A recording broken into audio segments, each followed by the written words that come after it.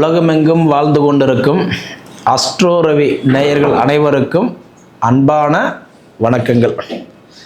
நான் பாரம்பரிய ஜோதிடர் பா. ரவிக்குமார். இப்போ நாம் பார்த்துக்கிட்டு இருக்கக்கூடிய ஒரு தலைப்பு அப்படின்னு பார்த்தீங்கன்னா, விசுவா வசு வருடத்துடைய கடைசி மாதம்னு சொல்லக்கூடிய பங்குனி மாதத்துக்கு உண்டான மாத பலன்களை பற்றி தான் இந்த காணொலியில் பார்த்துட்ருக்குறோம். அப்போ இந்த பங்குனி மாதம் கன்னி ராசியில் பிறந்த உங்களுக்கு எந்த மாதிரியான ஒரு மாற்றங்களை கொடுக்க போகிறார்? பொதுவாக கன்னி ராசி ஞானக்காரகனுடைய ராசி. உங்களுடைய ராசியாதிபதியே 6ஆம் இடத்துல இன்னைக்கு பார்க்கும்போது அவர் வக்கரத்தில் இருக்கிறார். வக்கரத்தில் இருக்கும்போது அப்போ இயல்புக்கு மாறாக தான் அவர் வேலை செய்வார்.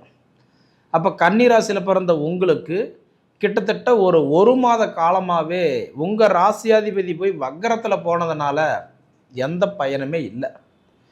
தேனெல்லாம் பூசி தெருவெல்லாம் உருண்டுனா கூட ஒற்றை மண்ணு தான் ஒட்டுன்னு சொல்லுவாங்க. கிட்டத்தட்ட அந்த ஒரு மாதமாக நீங்கள் எந்த முயற்சி எடுத்திருந்தாலும் எனக்கு தெரிஞ்சு தோல்வியை சந்தித்தவங்க தான் 90% பேர் இருப்பீங்க இந்த கன்னிராசியில் பிறந்தவங்க. இது எப்போ சாமி மாறும் அப்படின்னு பார்த்தீங்கன்னா, இந்த பங்குனி மாதம் 7ஆம் தேதி அன்னைக்கு கும்பராசியில் இருக்கக்கூடிய புதன் பகவான் வக்கர நிவர்த்தி அடைகிறார். அப்போ கும்பராசியில் வக்கர நிவர்த்தி அடைச்சு கும்பராசியிலேயே பார்த்தீங்கன்னா 27ஆம் தேதி வரைக்கும் உட்காந்துருப்பார். அதாவது 20 நாள். அந்த 20 நாள் அப்படின்னு பார்த்தீங்க அப்படின்னா, இன்னைக்கு பொதுவாகவே 6ஆம் இடம் சொல்கிறது ரோகஸ்தானம். வம்பு வழக்கு கோர்ட்டு கேஸு பஞ்சாயத்து அவமானம் கடன் கஷ்டத்துக்கு உண்டான இடம். அப்போ இந்த 20 நாளாக பார்த்தீங்கன்னா கொஞ்சம் நீங்கள் பொறுமையாக தான் இருக்கணும், பொறுப்பாக தான் இருக்கணும். ஏன்னா முதல்ல 7 நாள் பார்த்தா வக்கரத்தில் இருக்கிறாரு, எந்த பயனும் இல்லை. அடுத்தது 20 நாள் பார்த்தீங்க அப்படின்னா அவர் 6ஆம் இடத்துல இயல்பு நிலையில் இருப்பார், ரோகஸ்தானத்தில். மற்றவங்களுக்கு வாங்கி கொடுத்துட்டு வட்டி கட்டக்கூடிய நிலைமை, உதவி செய்துட்டு உபதிரத்தை தேடிக்கக்கூடிய நிலைமை, மனசளவில் தொழில் அளவில் குடும்ப அளவில் அதாவது பொருளாதார ரீதியாக கஷ்டங்களை சந்திச்சிட்ருப்பீங்க.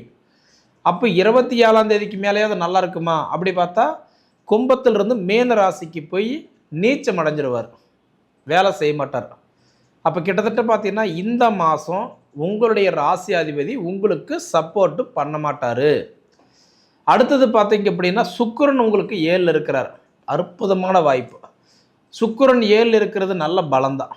ஆனால் 12ஆம் தேதி வரைக்கும் தான் இருப்பார். ஆனால் 12ஆம் தேதி வரைக்கும் இருந்தாலும் கிட்டத்தட்ட ஒரு 6 மாதம்னா அடுத்தது ஒரு 18 நாள் கொஞ்சம் போராட்டத்தை கண்டிப்பாக கொடுப்பார். சரிங்களா? அடுத்தது பார்த்துட்டு என்ன பண்ணால் உங்களுக்கு செவ்வாய் 6ல் இருக்கிறார். செவ்வாய் 6ல்னா 19 தேதி வரைக்கும் செவ்வாய் 6ல் தான் இருப்பார். அப்போ இந்த 19 தேதி வரைக்குமே இந்த கடன் சம்மந்தப்பட்ட விஷயம், இந்த பணம் சம்மந்தப்பட்ட விஷயமெல்லாம் இருக்குது பார்த்தீங்களா, கொஞ்சம் ஸ்லோவாக தான் வேலை செய்யும்.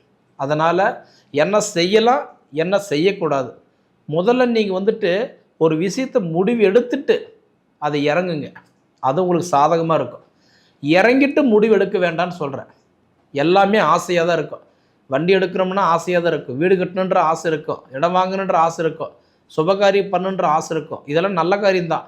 ஆனால் எத்தனை பேருக்கு இது செஞ்சுட்டு சந்தோஷமாக இருக்கிறாங்க யோசனை பண்ணுங்க. சரிங்களா? அதனால் எனக்கு தெரிஞ்சு செவ்வாய் பகவான் பொதுவாகவே உங்களுக்கு 19 தேதி வரைக்குமே அவர் மீனராசியில் இருந்தாலும், ஆனால் 19 தேதிக்கு மேற்கொண்டு அவர் தன்னோட சொந்த வீட்டுக்கே அதாவதுன்றது பார்க்கும்போது போகக்கூடிய ஒரு தருணம், அதாவதுன்றது மீனராசிக்கு போகக்கூடிய ஒரு தருணம், ஒரு அற்புதமான வாய்ப்பு இருந்தாலும் எனக்கு தெரிஞ்சு கொஞ்சம் நின்று நிதானமாக யோசித்து செயல்படுறது நல்லது. ஒரு சிக்னல் கிராஸ் பண்ணும்போதே அதாவது ஒரு 30 செகண்டு நின்று போகிறதுக்கே நம்ம நின்று நிதானமாக சிந்தித்து செயல்படுறோம் இல்லைங்களா? இது நம்மளோட லைஃப். அப்படி பார்த்தீங்கன்னா நம்ம எவ்வளோ பொறுமையாக இருக்கணும், அந்த பொறுமையை தான் உங்களுக்கு வழிவகுத்து கொடுக்குன்னு சொல்கிறேன் நான். சரிங்களா? அதே அடுத்தது பார்த்தீங்கன்னா உங்களுக்கு குரு 10ல் இருக்கிறார்.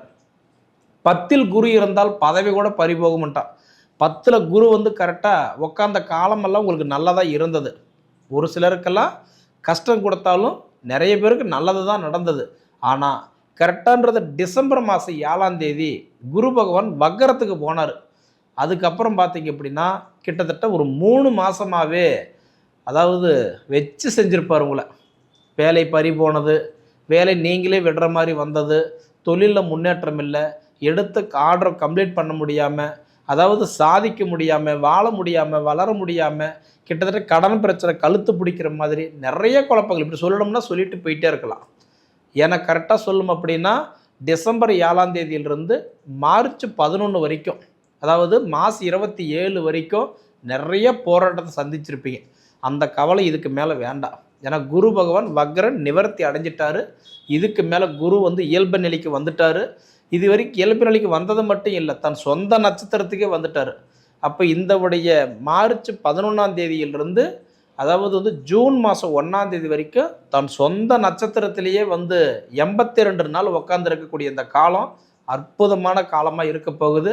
அதனால் நான் முன்னே சொன்ன மாதிரி சிந்தித்து செயல்படுங்க, உங்களுக்கு நல்லதே நடக்கும். சரிங்களா? ஏன்னா இது வரைக்கும் நீங்கள் கஷ்டப்பட்டது என்னமோ உண்மைதான். அதுக்காக நான் உங்களுக்கு என்ன சொல்கிறேன்னா, முடிஞ்ச வரைக்கும் பக்கத்தில் ஏதாவது துர்க்கை அம்மன் இருந்தாங்க அப்படின்னா துர்க்கையை வழிபடுங்க. அதுவும் முடிஞ்ச வரைக்கும் வெள்ளிக்கிழமை ராவு காலத்தில் 10 to 12 மணிக்கு எலுமிச்சம்பழத்தில் விளக்கு போட்டு கண்டிப்பாக கும்பிட்டுட்டு வாங்க. உங்களோட மன அழுத்தம், மனபாரம், மனக்கவலை கண்டிப்பாக உங்களுக்கு குறையிறதுக்கு வாய்ப்புண்டு. சரிங்களா?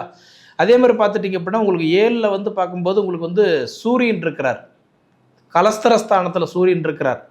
பொதுவாக இந்த கலஸ்திரக்காரத்தில் சூரியன் உட்காந்துருக்கிறது இது வந்து பார்க்கும்போது உங்களுக்கு ஒரு அற்புதமான வாய்ப்பு. இது போல் வாய்ப்பு நீங்கள் மீண்டும் உங்களுக்கு வேணும்னா இன்னும் 1 வருஷம் நீங்கள் வெயிட் பண்ணணும். ஏன்னா இன்னும் சூரியன் போய் கலஸ்திரஸ்தானத்தில் உட்காரணும்னா மீண்டும் அடுத்த பங்குனி மாதம்தான். சரிங்களா? ஒவ்வொரு மாதம் ஒவ்வொரு வீட்டில் சுகராக இருப்பார். அப்போ இப்போ சூரியன் கலஸ்திரஸ்தானத்தில் உட்காந்துருக்கிறதுனால திருமணம் வரன் பார்க்கக்கூடிய கன்னிராசிக்காரங்களாக இருந்தால் உங்கள் ஜாதகம் நீங்கள் எடுத்து பாருங்கள்.